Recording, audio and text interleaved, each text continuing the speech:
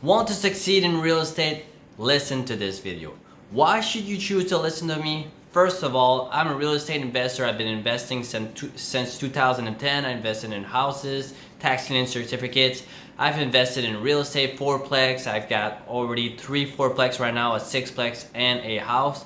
And I've done 4 deals in tax lien certificates, okay? So the first thing you gotta do when you want to invest in real estate is that you need to know your market. What do I mean by knowing your market? Well, knowing your market is determining how much rents are being rented out for. Like if it's a 1 bedroom, 2 bedrooms, 3 bedrooms, you need to know how much it's renting for. Okay, later on this video I will tell you why you need to know these numbers. Next step, you need to know vacancies. How many vacancies are there in a 1 bedroom, a 2 bedroom, a 3 bedroom apartment that you want to be renting for? What I'm talking about right now is I'm talking for real estate. If you're renting out some houses, you'll need to determine how much vacancies are in your local area. These numbers are essential because if you don't know your market, it's practically impossible to know if you have a deal or not. This is why it's the first step when you want to invest in real estate is know your market. If you're a renter, you already know how much you should be paying for rent. So you're already some kind of expert in that domain. Now, the next step, when I'm looking down here, I'm looking at my piece of paper to remind me what are the steps. Okay, determine the type of investor that you are. Okay, are you a flipper? Are you somebody that has a lot of money and you want to lend it out? Or are you a buy and hold investor?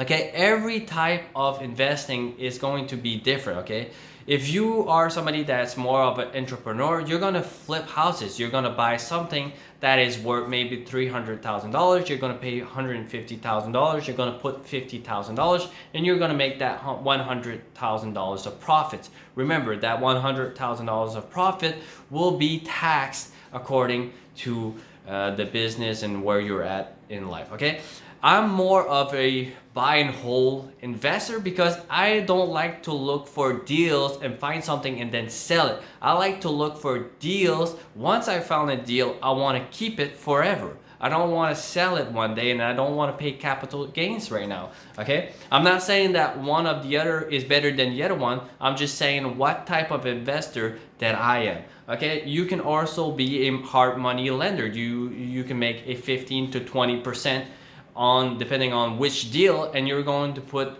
that property into you're going to hold that property. If something happens to the deal, you need to make sure there's a lot of equity in that deal, so if something happens, you could take on the property and still make money after the deal is done. But a lot of people make money with this because they find somebody that is a contractor and they're used to making money.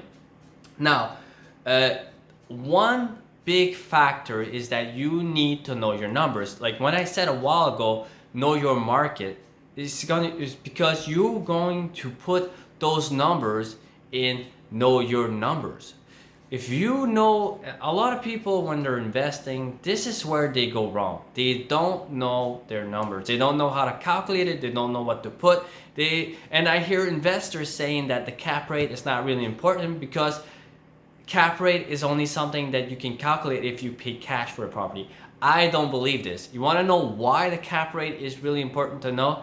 Because the cap rate will determine how much of a spread that you're borrowing. It's also your margin of safety. Like let's say your cap rate is 7%, okay?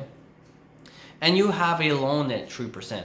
You have a 4% safety. And if you're using leverage, you know you're gonna get exponential returns when you're using leverage on something that has a spread. Like your cap rate is 7%. Cap rate is if you were to pay cash for the property, it's how much returns the property would give you. So if you paid $100,000 for a property and you're getting a cap rate of 7%, cap rate is after all the expenses and before your interest and amortization. If you were to pay cash for the property and you're not paying your taxes after the deal is done, that's your cap rate. After taxes, it's going to be a little bit lower than the original amount. But the reason why the cap rate is really important is because when you know that cap rate, you know how much safety there is between you and the market. Because if the interest rates are at 3% and they go up to 7%, you're still at zero, okay? You're still safe.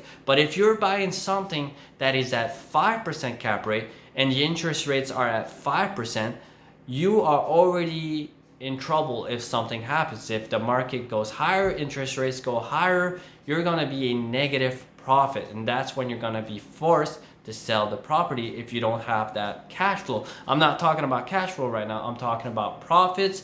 And if you have a zero profit, that means you're running at a negative cash flow. In real estate, you need to have a lot of profits to get cash flow. The next ratio that you need to look at is on cash returns. How much money are you making on the cash that you invested from free cash flow? Free cash flow comes after profits and after you paid your capital and your interest. This means is the debt repayment. After your debt repayment on that real estate property, that gives you your cash flow. And if you divide that cash flow by the amount invested, say you have $10,000 invested and you divide that by $100,000, you invested $100,000 and you have $10,000 of cash flow, you take $10,000 of cash flow divided by your money invested, that $100,000, that gives you a 10% cash on cash returns, okay? And another law that a lot of people look at is the 1%. That means if you're buying something $150,000, you need to make at least $1,500 per month, not including your utilities. Like if you are perceiving the electric bill, anything else that does not include in the calculations, you need to exclude that and give you at least $1,500 for $150,000 property. It needs to fit that criteria. Then you need to look at your cap rate. I just like to mention another information concerning the cap rate is that a lot of people try to get deals that don't exist in the market. What do I mean by that? Is that if the market is at 5% cap rate, you have a deal when you have something that is a 5.5%. This means you're getting a 10% discount. Or let's say you're getting a 6% cap rate. This is where I see a lot of people go wrong. They try to get a 7% cap rate in an environment that doesn't exist. The market would have to cut by 40% in order for you to get that 7% cap rate. So if you're trying to get a cap rate that doesn't exist, you'll never buy anything. And if you're not in real estate, well, you're losing all that potential to make money. Because when I started out, I made a lot of mistakes when I started investing. When I started investing in real estate, when I bought my house, I overpaid for my house. And then I overpaid for my fourplex. But over time, my rents went higher. And after 3 years, my first property that I had overpaid became a deal.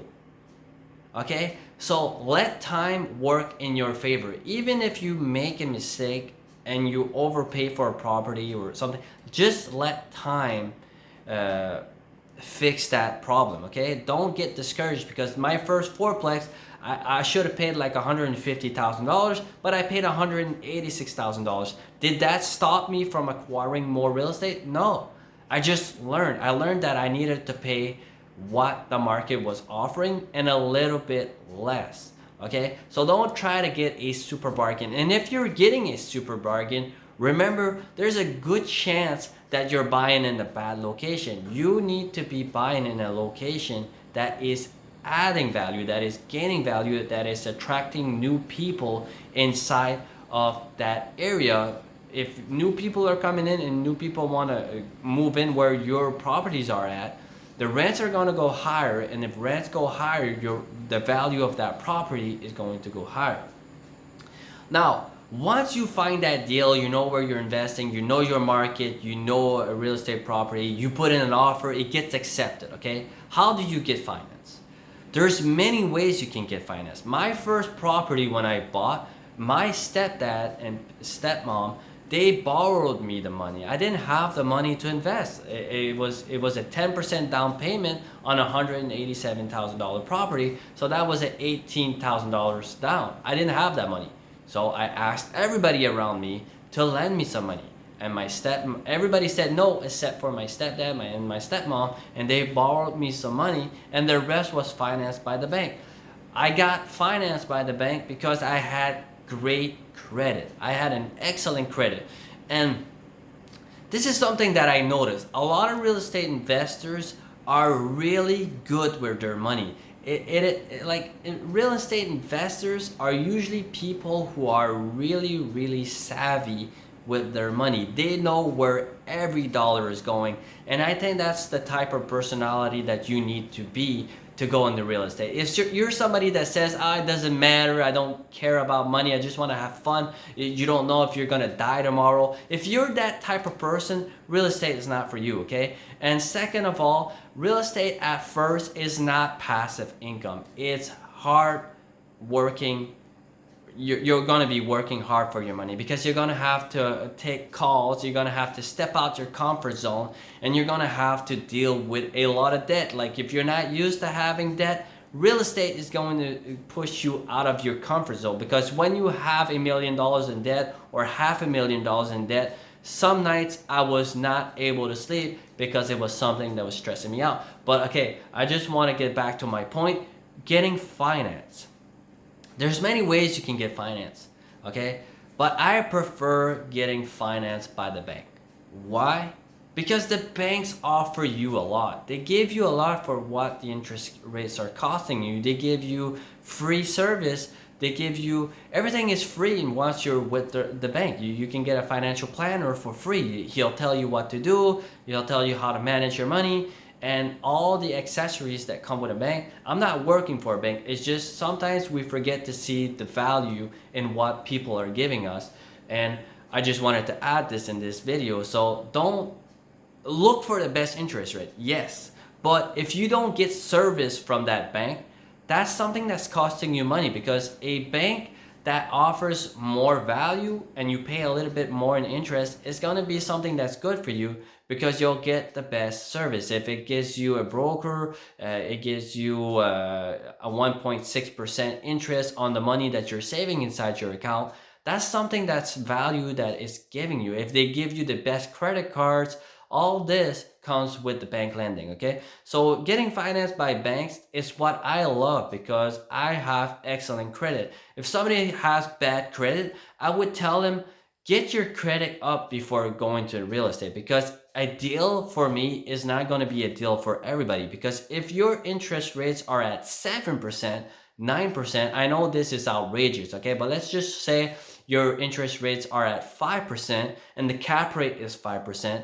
and I'm able to get interest rate at 2.5%, that deal is a deal for me, but it's not for somebody that has bad credit. I would recommend them getting good credit, and if they have some cars that they're paying, I know this is really hard, but the way that I got successful was by being very frugal. I had old cars and I had a small home. I was living in that home and I was renting out 4 rooms. So I didn't have any expenses. So this raised my credit to like 850 to 880. I had the best credit. And what this does, it gives you access to the best interest. And if you have the best interest, you can get the best deal in real estate and you can keep on growing your real estate business. So hopefully all this information makes sense. I know I didn't go over the cap rate and how to